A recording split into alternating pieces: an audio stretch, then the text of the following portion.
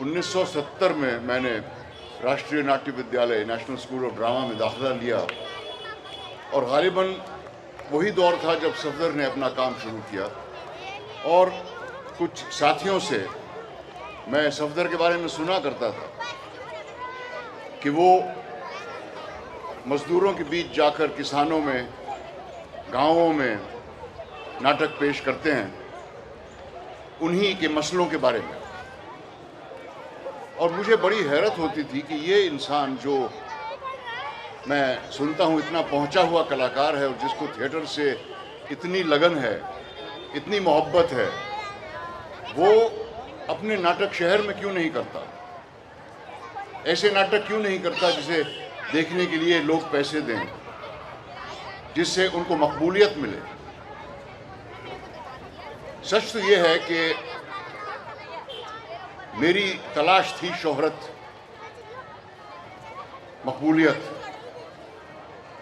और सफदर को जुनून था बदलाव लाने का,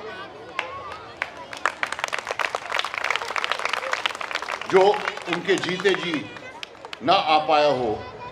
लेकिन जैसा कि मोहतरम साहब ने कहा कि एक चिंगारी वो छोड़ गया जो हमेशा भड़कती रहेगी और आगे भी बढ़ेगी।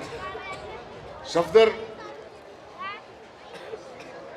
का जब इंतकाल हुआ तब मेरे दिल को बहुत सदमा पहुंचा कि एक इंसान अपनी जिंदगी से ज्यादा अपने उसूलों से लगा हुआ है, जुड़ा हुआ है। वो अपनी जान देने को तैयार है अपने उसूलों की रक्षा करने के लिए। और साहिब लुधियानवी साहब की एक नज्म जब मैंने पढ़ी तो सफदर के मकसद का मतलब कुछ कुछ मेरी समझ में आने लगा। हालांकि थिएटर के सफ़र में हमारे रास्ते बिल्कुल अलग अलग थे, लेकिन आखिर मैं समझ पाया हूँ कि सफदर क्यों कर रहे थे जो वो कर रहे थे। अच्छा बच्चों ज़रा खामोश हो जाइए, ज़रा खामोश हो जाइए। हो सकता है आपको बहुत सी बातें ना समझ में आए। मैंने भी इस उम्र में बहुत सी ऐसी चीज़ें देखी थी जो मेरी समझ में नहीं आई थी, लेकिन आगे चलकर कहीं ना कहीं इनसे आपका मेल होगा ज़रूर।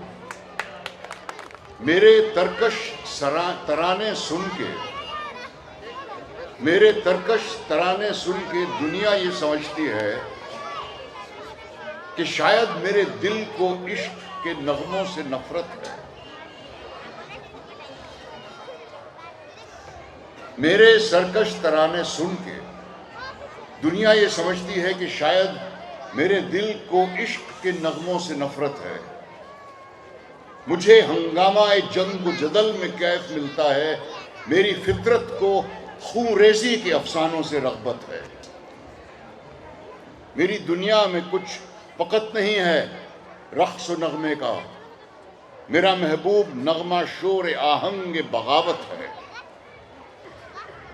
मगर ए काश देखें वो मेरी पुरसोज रातों को, मगर ए काश देखें वो मेरी पुरसोज रातों को, मैं जब तारों पे नजरें गाड़कर आंसू बहाता हूँ, तसव्वुर बन के भूली वारदातें याद आती हैं, तो सोज व दर्द की शिद्दत से पहरों तिल मिलाता हूँ। कोई ख्वाबों में खाबीदा उमंगों को जगाती है, तो अपनी जिंदगी को मौत के पहलू में पाता हूँ। मैं शायर हूँ, मुझे फितरत के नज़ारों से उल्फत है। मेरा दिल दुश्मन नगमा सराई हो नहीं सकता। मुझे इंसानियत का दर्द भी बख्शा है कुदरत ने, मुझे इंसानियत का दर्द भी बख्शा है कुदरत ने। मेरा मकसद फ़कत शुआला नवाई हो नहीं सकता। जवां हूं मैं, जवानी लग़्ज़िशों का एक तूफान है, मेरी बातों में रंग पारसाई हो नहीं सकता। मेरे सरकश तरानों की हकीकत है तो इतनी है, मेरे सरकश तरानों की हकीकत है तो इतनी है कि जब मैं देखता हूं भूख के मारे किसानों को,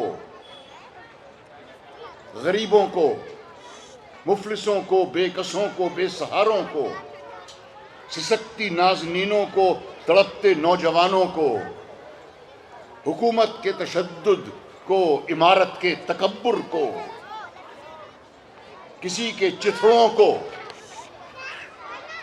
चिथड़ों को और शहनशाही खजानों को, तो दिल ताब निशात बज़्म इशरत ला नहीं सकता। मैं चाहूं भी तो ख्वाब आवर तराने गा नहीं सकता।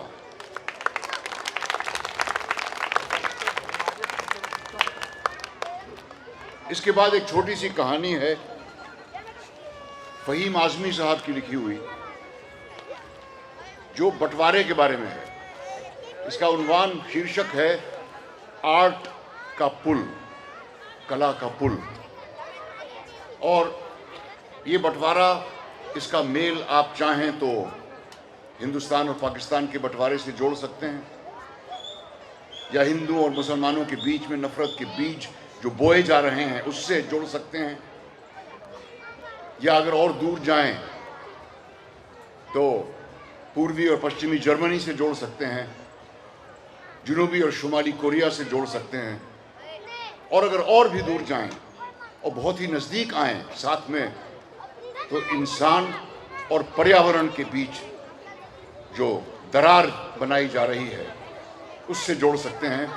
और फ़हीम आज़मी साहब का ख्याल है, इस कहानी के ज़रिए कहते हैं कि अगर कोई चीज़ है जो इन ज़ख्मों को भर सकती है, अगर कोई चीज़ है जो इस नफ़रत को दूर कर सकती है, तो वो इंसानी संपर्क और कला। तो लीजिए सुनिए आर्ट का पुल। पहले तो सारा इलाका एक ही था और उसका नाम भी एक ही था। इलाका बहुत उपजाऊ था, बहुत से बाग, खेत, जंगल, पौधे, फूल और झाड़ियां सारे इलाके में फैले हुए थे। इस इलाके में रहने वालों को अपनी जिंदगी की ज़रूरियात जुटाने के लिए किसी और के भरोसे नहीं रहना पड़ता था।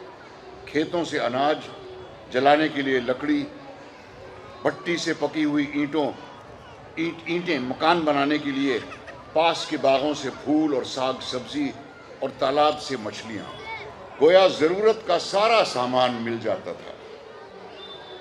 धीरे धीरे पास के शहर से सौदागरी तहजीब और तरक्की की लहरें इस इलाके की तरफ बढ़ने लगीं, और एक दिन इस इलाके के बीचों बीच एक बहुत बड़ा नाला खोद दिया गया।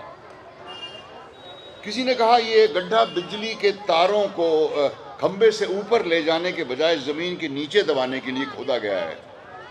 कोई कहता था कि इस इलाके में टेलीफोन आने वाला है और ये टेलीफोन की लाइनें बिछाने के लिए खोदा गया है। गोया जितने मुंह उतनी बातें। बस सवेरे ट्रैक्टर और कुटियर और उनके साथ कुछ मजदूर आ जाते, फावड़े और गेंती लेकर।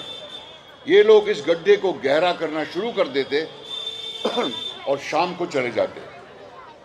अगर इनसे कोई पूछता तो बस यही कहते कि भाई ठेकेदार से पूछ लो, हमें नहीं मालूम ये गड्ढा क्यों खोदा जा रहा है।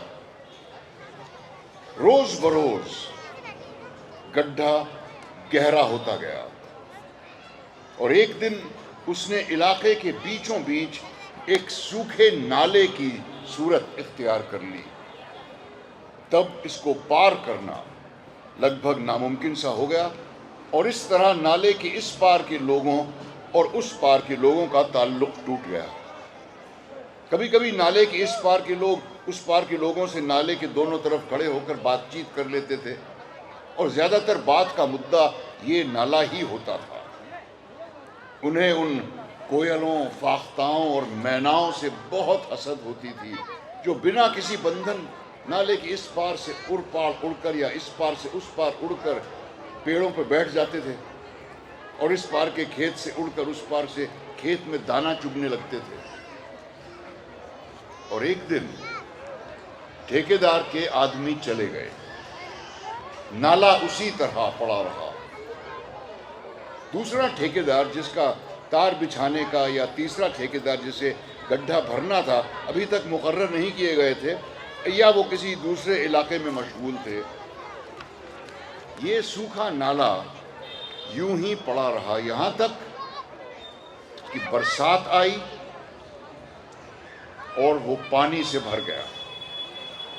धीरे धीरे उसके दोनों तरफ के किनारे टूटने लगे और उसने एक नदी की शक्ल इख्तियार कर ली, जो इलाके के बीच में बहती थी। सर्दियां आईं तो लोगों को लगा कि नाले का पानी खुश्क हो जाएगा और शायद ठेकेदार के आदमी उसको आके भर दें। कुछ ऐसा भी लगता था जिन्होंने उसे खुद भरने का इरादा किया, लेकिन जैसे ही सर्दी खत्म हुई और गर्मी आई, आसपास की पहाड़ियों पर बर्फ पिघलने लगी। ये बर्फ पहले भी पिघलती थी, मगर छोटी छोटी नालियों की शक्ल में फैल जाती थी और तेजी से ढलान की तरफ बढ़कर उसका पानी बड़े दरिया में मिल जाता था। अगर कहीं पानी जमा होता भी था तो ज्यादा देर तक नहीं रुकता था, मगर अब सारा पानी बहकर इलाके के इस नाले में आ गया। गर्मी बीती, बरसात आई, नाला और चौड़ा हो गया। फिर सर्दी आई और पानी से उसी तरह बहता रहा। फिर पहाड़ियों पर बर्फ पिघली, नाला और चौड़ा हो गया। किनारे टूटते रहे और ये नाला हर साल चौड़ा होता गया और फिर इसे एक बड़े दरिया ने इलाके को दो हिस्सों में बांट दिया। वहां के बाशिंदों को दो हिस्सों में बांट दिया। रिश्तेदार कुछ इधर और कुछ उधर रह गए। जब मोहम्मद खां की बेटी के निकाह का मसला सामने आया तो मोहम्मद खां ने बीवी से कहा, तुम फिक्र काहे की करती हो, तुम्हारे भतीजे के साथ तो बचपन में रिश्ता हो चुका है। मोहम्मद खां पहले तो चुप रहा, फिर उन्होंने एक ठंडी सांस ली और बोले, क्या बात करती हो, वो लोग उस पार के हैं, अब हमारा उनसे क्या वास्ता, अपने इलाके में रिश्ता खोजो। तो ऐसी कौन सी बात है, उनकी पत्नी ने कहा, तुम एक ही तो हो, वो उस पार रहते हैं तो क्या हुआ, तुम्हारा भाई ही तो है। नहीं, अब वो उस पार रहता है, बीच में दरिया है, इस पार के लोग उस पार के लोगों से अलग हैं। वो मेरा भाई था, लेकिन तब जब दरिया नहीं था। तो बीवी ने कहा, तो दरिया खून के रिश्ते को भी तोड़ सकता है। हाँ, तोड़ सकता है। दरिया सरहदें बनाता है, मुल्कों को अलग करता है, इंसानों को अलग करता है। ये तुम कह रहे हो? उसकी बीवी ने पूछा। हाँ, तो मैं तो वही कह रहा हूं जो सब कहते हैं। और फिर ये भी तो नहीं कि दरिया के पार को पार करके आसानी से इधर से उधर जाया जा सके। दरिया पर पुल भी नहीं है, उसमें नाव भी नहीं चलती। और हुआ भी यही था। पुल बनाने की सारी कोशिशें नाकाम रहीं। जब भी पुल बनता, एक मौसम भी नहीं निकलता था। सर्दियों में बनता था तो गर्मी में टूट जाता था। पहाड़ों से आने वाले पानी का बहाव और तेज होता गया। लोग मिट्टी भरकर लकड़ी का पुल बनाते थे। कोई सीमेंट का पुल, पक्का पुल तो बना ही नहीं सकता था, तो मिट्टी का पुल कैसे टिकता। और नाव, उसकी भी कोशिश की गई। कुछ लोगों ने सोचा कि पुल नहीं बनता और लोग दरिया को पैदल पार नहीं कर सकते, तो नाव ही बना लेते हैं, उसी पे चढ़कर दरिया पार कर लिया जाएगा।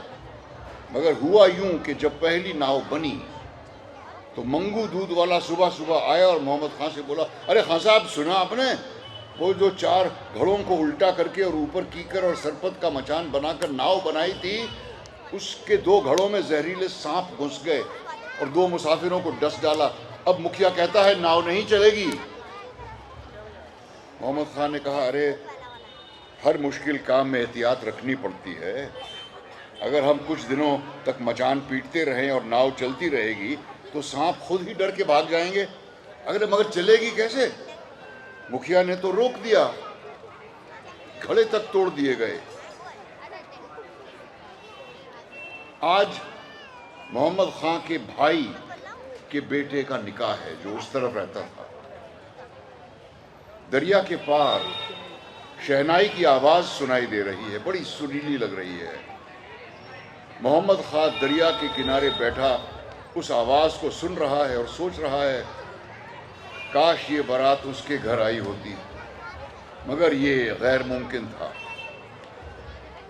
शहनाई की आवाज़ फिर गूंजी और मोहम्मद खान ने सोचा, दरिया उस आवाज़ को तो रोक नहीं सकता और रोकेगा भी नहीं। ये तो दरिया के पानी से टकराकर और भी मीठी लगती है। और फिर देखते ही देखते कुछ और लोग मोहम्मद खां के पास आ बैठे और सोचने लगे, क्या आवाज़ आ रही है दरिया के उस पार से? हमारी सरहदें अलग हैं और बीच में दरिया है, मगर ये मौसीकी की आवाज़ कितनी सुहानी लग रही है।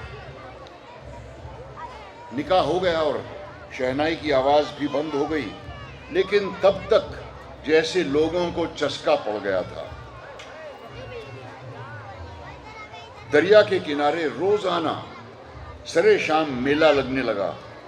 अब उस पार के गीत और सितार की आवाज़ सुनते रहते इस पार के लोग, और फिर उस पार के लोग भी अपनी तरफ के किनारे पर बैठने लगे इस पार के गीत सुनने के लिए। दरिया के पानी से छनकर आने वाली आवाज़ कितनी दर्द भरी, कितनी सुरीली थी। और फिर इन आवाज़ों के साथ और बहुत कुछ आया। दरिया के किनारों पर पिकनिक होने लगी, पकवान पकने लगे, बरसात से बचने के लिए छप्पर बन गया, बैठने के लिए चबूतरे और खानों की खुशबू, गाने की आवाज़ें और शरीरों की झलक।